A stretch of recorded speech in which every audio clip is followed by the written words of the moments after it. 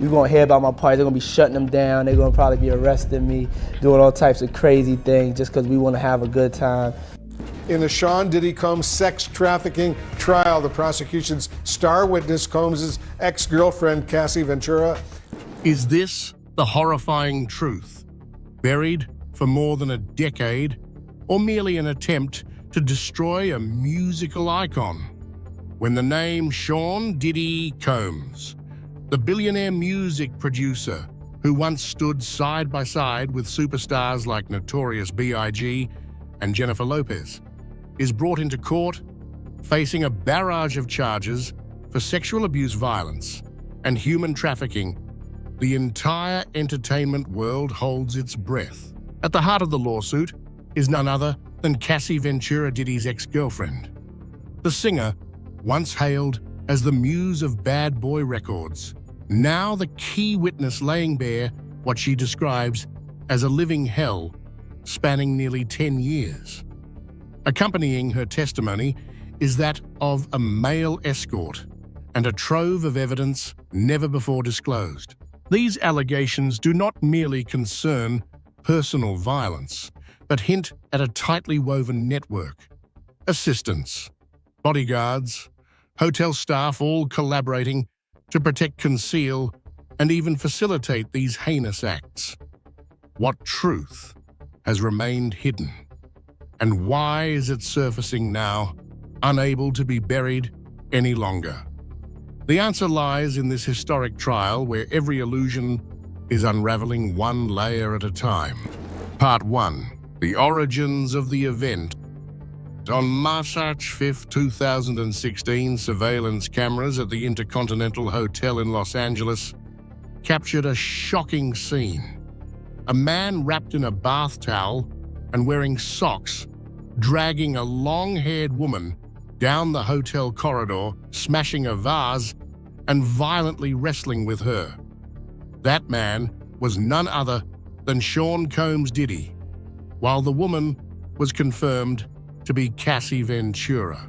Although the video was never widely released at the time, once it was entered into evidence at the 2025 trial, it quickly became the key piece that unlocked the whole buried truth.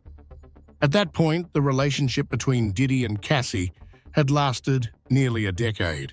Cassie was only 19 when she met Diddy, a slender, emerging vocalist, whereas Diddy was already an icon of the American music industry, approaching 40, with a sprawling entertainment empire, fashion brands, and unquestionable power. According to Cassie's testimony, their romance began in Miami, drawn by the glamour of a man who had helped create hip-hop legends. But admiration soon turned into dependency, which then became control. Diddy was not just her boyfriend. He was her boss, dictating her schedule, her wardrobe, her friends, her career, and even her personal choices. When the 2016 abuse video was shown in court, the public and media reacted with shock. Fans who had once idolized Diddy began to ask how a figure so powerful, hailed as a musical revolutionary, could conceal such a violent past. Tabloid papers downplayed it as merely a lover's quarrel, but when Cassie's string of testimonies was laid bare in court, the narrative took a completely different turn. Cassie recounted the early days of control, being cut off from friends, ordered to move into a residence near Diddy, having her phone confiscated whenever she disobeyed. She described being taken to five-star hotels where everything from baby oil and condoms to drugs was pre-arranged. And thus began the series of freak-offs. Cassie testified that from the very first session, she was unconscious of taking ecstasy drugs, had been slipped into what she thought was a harmless Gatorade. When she awoke, she found herself naked, exhausted, surrounded by sex toys, and a strange man. Diddy stood in the corner of the room, smiling at her. That was only the beginning. These freak-offs became routine, spanning New York, Miami, even Spain and the Turks and Caicos Islands, each lasting 1 to 4 days. Afterwards, Cassie had to receive IV fluids and sleep for days on end to recover. I was no longer human. I was a tool, an object he used and discarded. She choked out. From her initial testimony, Diddy emerged not as a hip-hop icon, but as a master manipulator, abusing his power to bend his victim's will. More horrifyingly, Cassie was not the only participant in these freak-offs. In multiple video clips referenced at trial, Cassie was forced not only to participate, but to host recruit male escorts and follow Diddy's every instruction. A further critical detail was Diddy's threat to release secretly filmed sex tapes of Cassie if she ever tried to leave. He said, "If you walk away, the whole world will see you naked. You'll have no career. You'll be nothing," Cassie testified. When word of this testimony reached the public, outrage poured in from women's advocacy groups. People began to revisit Diddy's past statements about building up women's rights, about empowering young artists, and uncovered a bitter irony. The man who proclaimed to uplift women had done the exact opposite to the woman closest to him. And all of this, from the hotel video to Cassie's testimony, was only the beginning.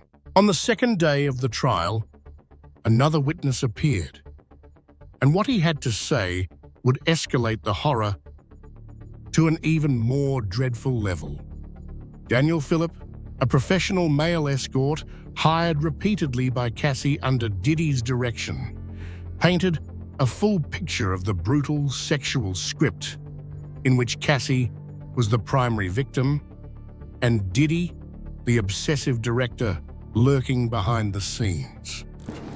Part 2. The first testimony, when Cassie broke the silence.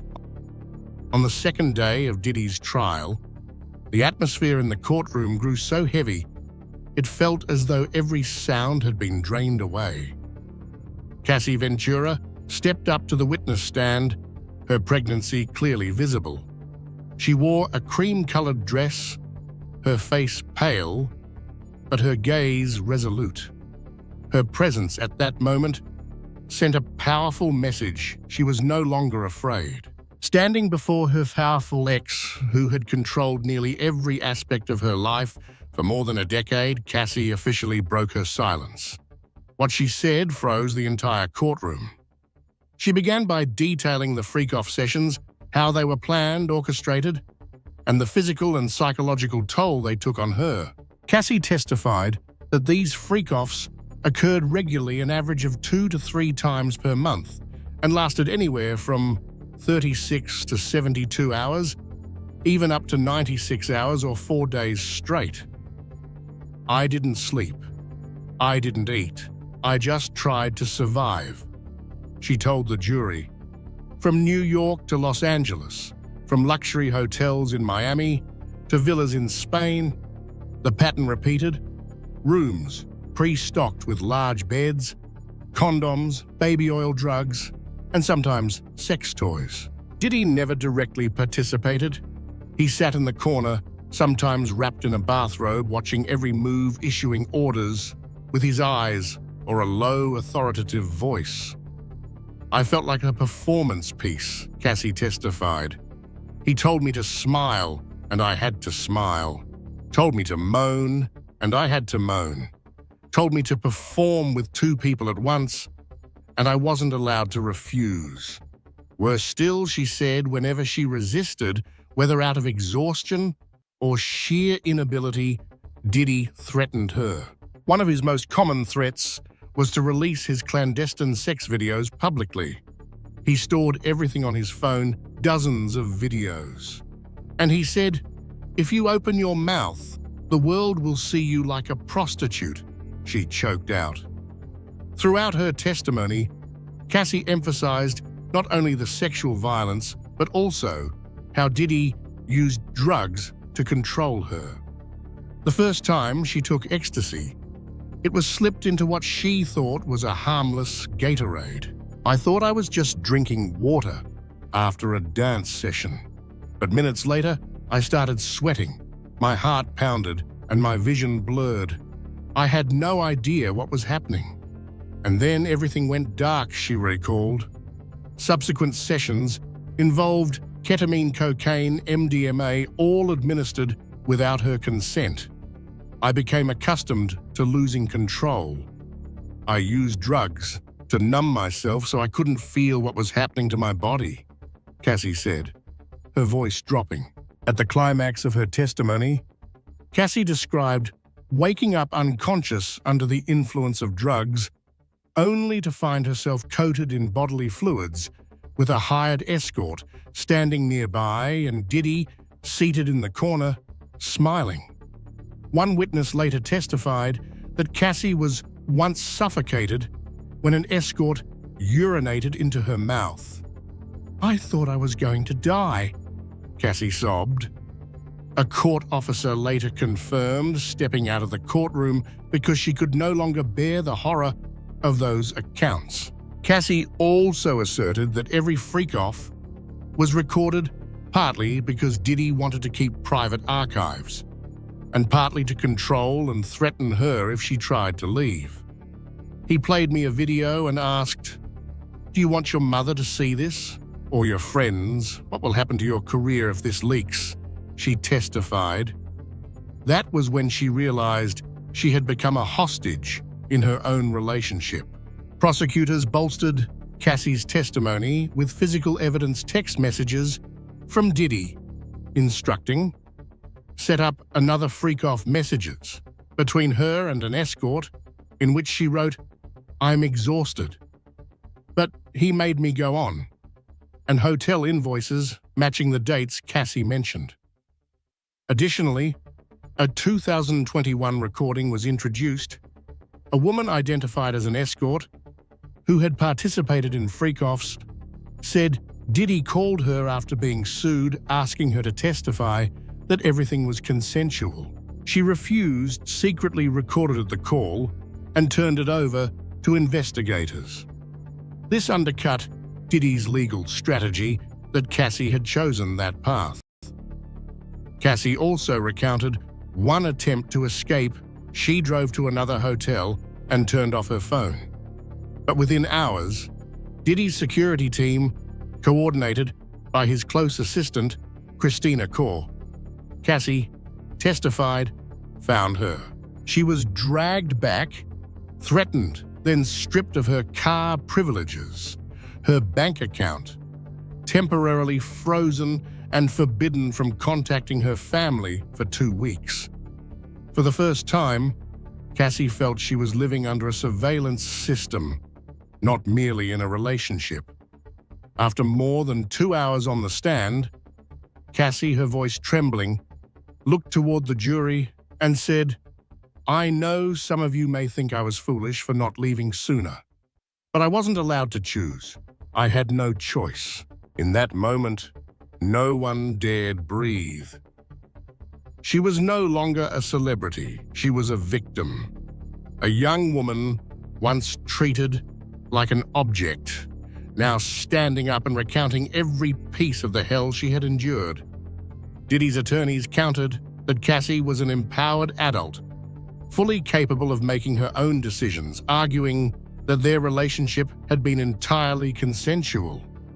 But with each new testimony and every piece of evidence presented, that defense seemed to weaken. The trial continued, but Cassie's first day of testimony had already shattered the facade. A truth long buried was now rising exposed in the harsh light of justice. Part 3. Male escort witness Daniel Phillip. On the third day of the trial, the air in the courtroom grew stifling. After Cassie's harrowing testimony, everyone knew that what was coming next would be even darker. And indeed, when the name Daniel Phillip was called to the stand, All eyes turned to the man, about 5'9", muscular build, short black hair, his gaze hesitant but tense. No longer a peripheral figure, Daniel, the professional male escort, became the direct witness, exposing one of the meticulously engineered structures of sexual violence in which Cassie had been trapped for years. Daniel recounted the first time he met Cassie in 2014, when he received a curious text requesting his services at a private birthday party.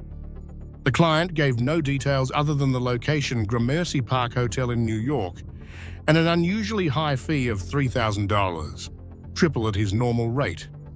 Upon arrival, he was greeted by Cassie Ventura, wearing a sheer silk robe, her voice trembling as she said, "It's my birthday. My husband wants me to have a special experience. Can you give me a massage?" Daniel had no idea that behind the hotel room door sat Diddy, silent and only wearing boxer shorts, staring straight at him. Not long afterward, Diddy signaled Daniel to begin, and what followed felt like a live porn scene, as Daniel described. "I've done this for years. I'm used to odd requests. But the way Diddy just sat there, saying nothing, merely watching, or sometimes touching himself, it gave me chills," Daniel testified. Subsequent assignments saw him called back repeatedly, sometimes paid $700, other times up to $6,000, depending on the length and complexity of the performance. These freak-offs took place in luxury hotels, Waldorf Astoria, the Seti, Miami Nobu, Ibiza, all sharing the same setup, protective gear, illicit substances, soft lighting, and background music. And always Diddy, never directly involved, yet directing like a porn auteur. Daniel testified that on one occasion, he was instructed to have sex with Cassie while she was half-conscious from drugs. She wasn't alert. Her head slumped. I had to lift her myself. Diddy said, "Go ahead, she's used to it." But I felt something was terribly wrong. Daniel recalled. His voice choked. On another occasion, when Cassie regained consciousness and tried to refuse, Diddy hurled a bottle of Grey Goose vodka at her head. She collapsed off the chair, and Daniel stood there, frozen, unsure how to react. Afterwards, Diddy grabbed Cassie's hair and dragged her across the floor into the bedroom. The door slammed shut. From inside came screams and crashing sounds. I heard her crying, I'm sorry," Daniel said, his voice breaking. When asked why he didn't intervene, Daniel admitted, "I was scared. I knew who he was. I knew he had money connections power. I feared I'd vanish." One of Daniel's most poignant lines was, "I once thought working for Diddy would be the highlight of my career. Instead, I entered a factory of fear and suffering." He confirmed that many other escorts refused to return to work for Diddy. After witnessing the physical violence Cassie endured, some even changed professions, changed phone numbers, and cut ties completely. Daniel described in detail how Diddy controlled every aspect, from the room's lighting to the hairstyle Cassie was forced to wear, down to the stilettos she had to use during sex. He told me, no premature ejaculation, no entry from behind unless signaled, and always make her look sensual, Daniel testified. Because of such exacting control, Daniel began to suspect these sessions were not consensual encounters among three adults, but rather a psychological torture chamber designed to satisfy the perverse desires of a power-obsessed tyrant. On another occasion, Daniel said he couldn't even maintain an erection after witnessing Diddy's brutal treatment of Cassie moments before. When he admitted this, Diddy merely sneered and said, "No worries, someone else is on the way." Daniel revealed that freak-offs sometimes spanned several days, and Cassie required IV fluids right there in the room. A private nurse was hired to keep her lucid enough to continue. Meanwhile, Diddy would sit back, sipping liquor using cocaine, and occasionally recording video with his phone. He was like a despot in his own sexual fortress, Daniel concluded. The prosecution then introduced a variety of evidence supporting Daniel's testimony. Text messages from Cassie Hotel, booking records matching Daniel's timeline, and bank transfers of sums matching what Daniel claimed to have received. Most striking was a 2022 recording in which Diddy phoned Daniel, warning him to keep his mouth shut. Daniel recorded the entire call and handed it over to the FBI. On the tape, Diddy's voice was ice cold. "I lifted you up once. Don't make me push you down." After nearly 3 hours, Daniel left the stand with reddened eyes. His final words before exiting the courtroom were, "I'm not telling this for fame. I simply can't live with myself if I stay silent. Cassie didn't deserve this. No one does." The courtroom fell silent. By that point, everyone realized this case was no longer a bitter dispute between former lovers. It was the unmasking of a system that dehumanized its victims, using power as the ultimate tool of destruction. Part 4. Power Structure. Diddy's cover-up system and collaborators, if Cassie's and Daniel Phillips' testimonies were the first bricks in the wall of truth about Diddy's abuse. Then, the next part laid out by the prosecution is the foundation, a power structure operating like a covert organization in which not only one guilty person, but an entire apparatus conspires to facilitate, conceal, and sustain these brutal acts over many years. Those once closest to Diddy assistants, bodyguards, drivers, logistics coordinators gradually surfaced in depositions, recordings, and messages revealing a full picture of how a sexual empire was deliberately and ruthlessly run. The first name mentioned most frequently was Christina Diddy's former assistant, who later became his chief of staff. Cassie testified that Christina knew almost everything Diddy's schedule, Cassie's mental state, even her health during freak-off sessions. "I texted Christina to ask for painkillers. Another time I told her I was exhausted and couldn't continue. She just replied, 'Almost done.' Hold on," Cassie recounted. A message thread shown in court read, "Diddy needs more baby oil. 6 boxes of condoms and clean towels, get it ASAP." This proved that Christina was not merely aware, but actively coordinating the supplies for freak-offs. Next was a bodyguard known as Rock, whom Cassie described as Diddy's iron fist.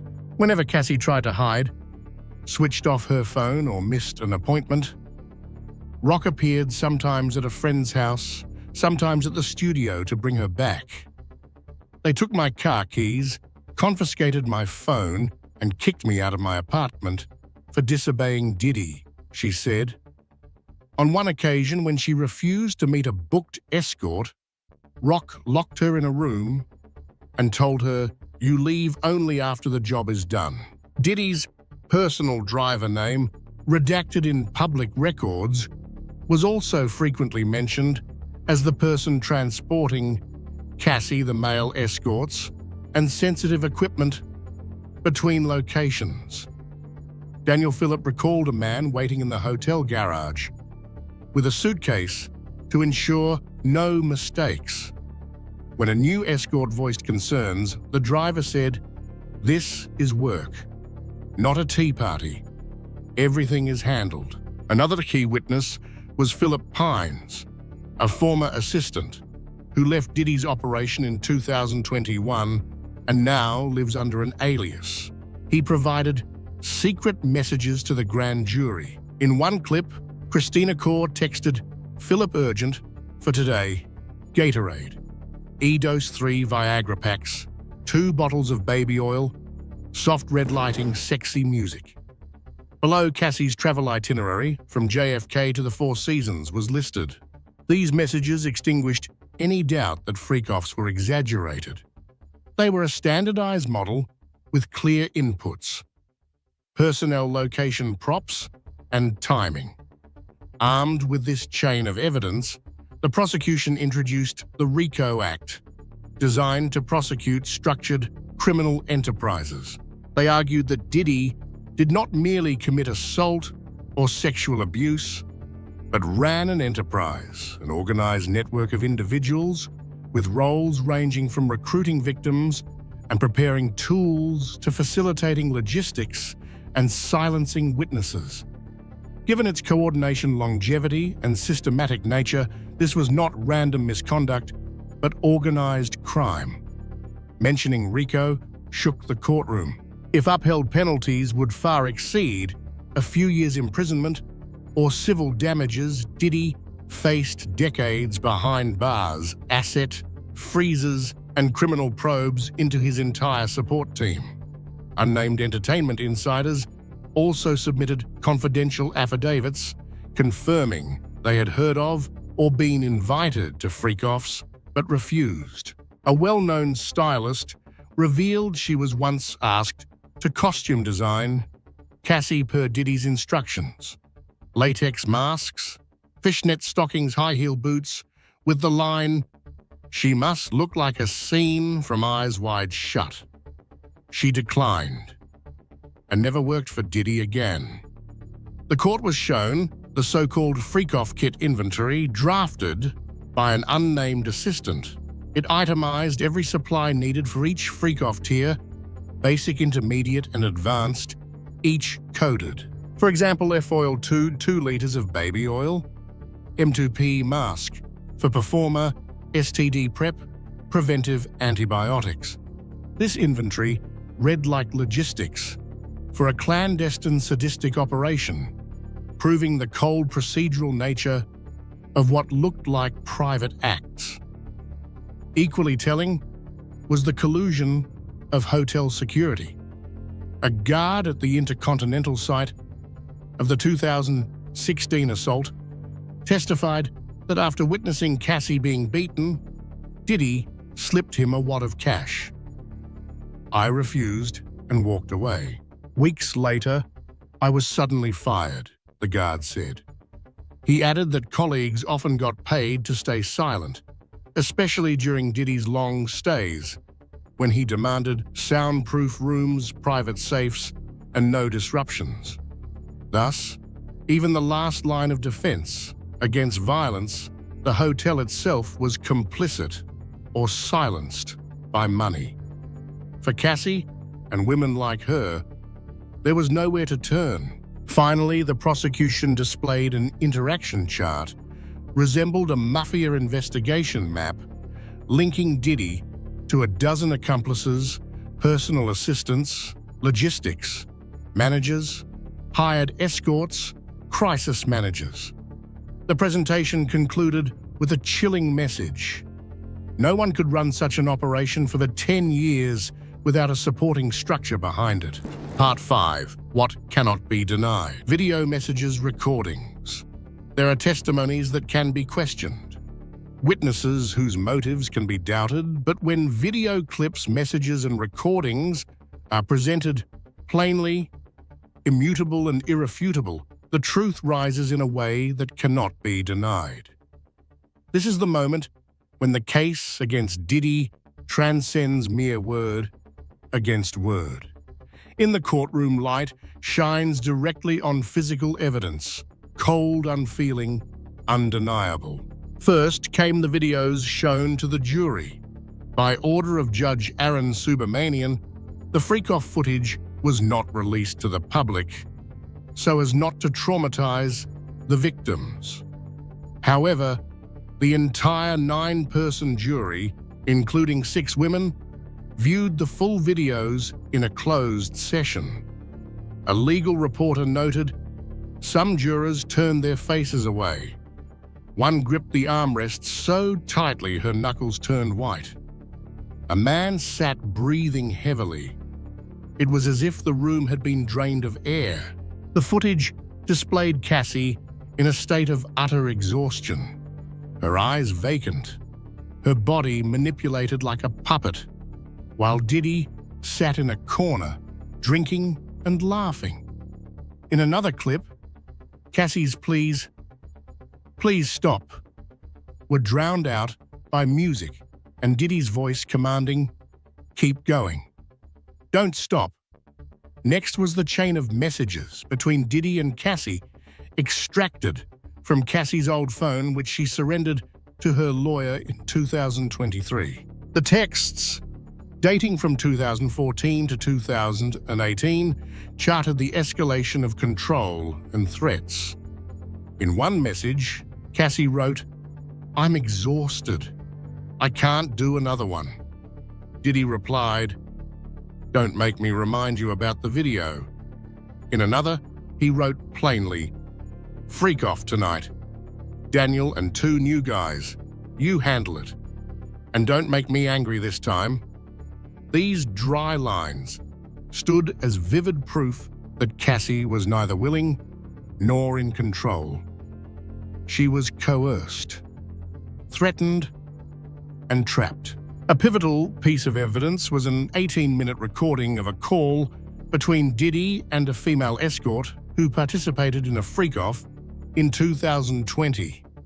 After Cassie's lawsuit became public in late 2023, Diddy called this woman to persuade her to testify that everything had been consensual. Instead, she secretly recorded the conversation. In the tape, Diddy says, "You know, I don't force anyone. I give opportunities. Just say it was voluntary and I'll take care of you whatever you need." She replies, "I cannot lie. I remember that night. She passed out. I couldn't forgive myself if I continued defending you." The FBI authenticated the recording and it was played in court, striking a severe blow to Diddy's defense. Most striking was the surveillance footage from the Intercontinental Hotel leaked, in part, in 2016, but never fully seen until this trial. Multi-angle clips showed Cassie sprinting from the room, hair disheveled, eyes swollen. Wrapped in a towel, Diddy chased her carrying a bottle of liquor. He shouted, then hurled the bottle at the wall, smashing a vase. When Cassie attempted to call for help in the hallway, Diddy grabbed her hair, yanked her back into the room, all under the watch of a security guard. Cassie was later escorted out in a panicked state. That guard first called to testify confirmed I saw bruises on her face. I asked if she needed me to call the police. She said, "No, please don't. He'll kill me." Elsewhere in the courtroom, the prosecution displayed hotel receipts, pharmacy invoices, and escort booking records. These matched exactly the times Cassie and Daniel had described. There were inexplicable charges, such as a $12,000 transfer to TJM Services LLC, later traced to an escort agency, and bulk purchases of baby oil condoms and towels shipped to the same hotel address. Together, this unbroken data stream not only corroborated the testimonies, but mapped an industrial-scale sexual operation. Additional proof came from messages between Cassie and another victim, referred to in court as Jane, who had also taken part in freak-offs. Jane texted, "I don't want to continue. I feel raped, even if no one says it." Cassie replied, "I know, but it's not easy to stop. He controls everything." These messages, pulled from Jane's iCloud backup and verified by her attorney, reinforced that the victims' voices had been silenced until now. As the physical evidence mounted, Diddy's attorneys' strategy cracked. They initially argued that his relationship with Cassie was a twisted romance, fueled by jealousy and career frustration. But the videos and messages shattered that narrative. This was no personal drama, it was systematic control, coercion backed by threats abuse, and paid-off witnesses. At one point, after the hotel footage ended, the courtroom fell into silence. One juror wept. A reporter tweeted, "I've covered violent trials, but I've never felt this chill run down my spine." That same day, a juror requested to be excused on psychological grounds, stating, "I cannot endure seeing what the victim endured. It exceeds my capacity to bear." The arrival of video messages and recordings, evidence that cannot be denied, shifted the trial entirely in Cassie's favor, propelling the case into a new dimension where no defense holds weight. Against a truth recorded by cameras, stored on hard drives, and preserved in every text message once thought to be private. From that moment on, Diddy faced not just charges, but himself reflected in the incontrovertible records of his own actions. Part 6. The fragmentation of an icon. From the start of the trial until now, the image of Diddy, once the embodiment of power, musical zenith, and lavish lifestyle, has been steadily cracking piece by piece. Seated in the defendant's chair, he is no longer the king of authority. Diddy remains silent. He shows no reaction when Cassie chokes back tears on the stand. He does not glance toward Daniel as he recounts the moment Diddy yanked Cassie's hair into the bedroom. There he sits, in a black suit, hands resting on his thighs, eyes vacant, a stark contrast to the man who once lit up the Grammy and MTV Awards and commanded the Met Gala. His silence does nothing to salvage his public image. While Cassie trembled through her testimony, Diddy's 6 children, some born to his late partner Kim Porter, sat directly behind him. The press fixated on the tense, wordless exchange between father and offspring, a generational reckoning with inherited sins. One legal journalist observed, "You could feel their confusion, doubt, and heartbreak. Not a word was spoken yet, their eyes said it all." Cassie, once derided as a gold digger, when she left Diddy in 2018, is now seen in an entirely different light. As her sobs echoed through the courtroom, reporters described the scene as a funeral for decades of silence.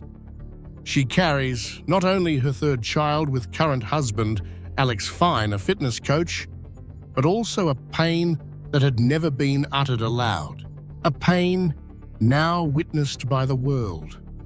Public opinion's shift extended beyond the courtroom. Entertainment peers began severing ties with Diddy. Major brands, including a fashion house that had partnered with Sean John, announced an immediate pause on all campaigns. A liquor company that once sponsored his vodka line terminated their agreement indefinitely. Even artists who once hailed Diddy as a mentor, such as DJ Khaled and French Montana, fell eerily silent. In response, Diddy's team launched a media counter-offensive. They argued that Cassie voluntarily contacted escorts, that Cassie wrote love letters to Diddy during the freak-offs, and that all acts were consensual. But these claims clashed head-on, with physical evidence of surveillance footage, threat-laden recordings, and Cassie's desperate text, "Please to stop." The prosecutor bluntly stated, "Someone threatened with sex tapes cannot consent. They are being trafficked."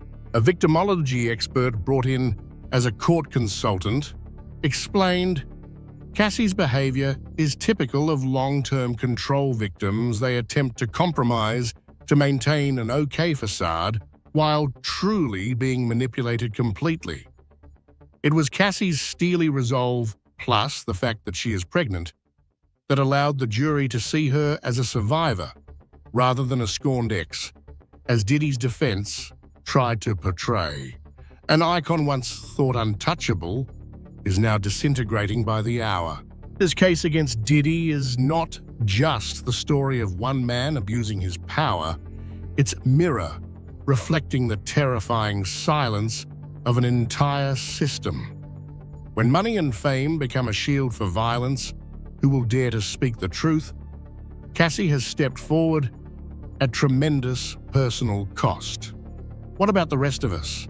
If you believe the truth deserves to be heard, don't forget to like, share, and subscribe. We will continue to follow this trial and uncover the secrets still hidden behind the doors of power. This is not the final chapter. This is only the beginning.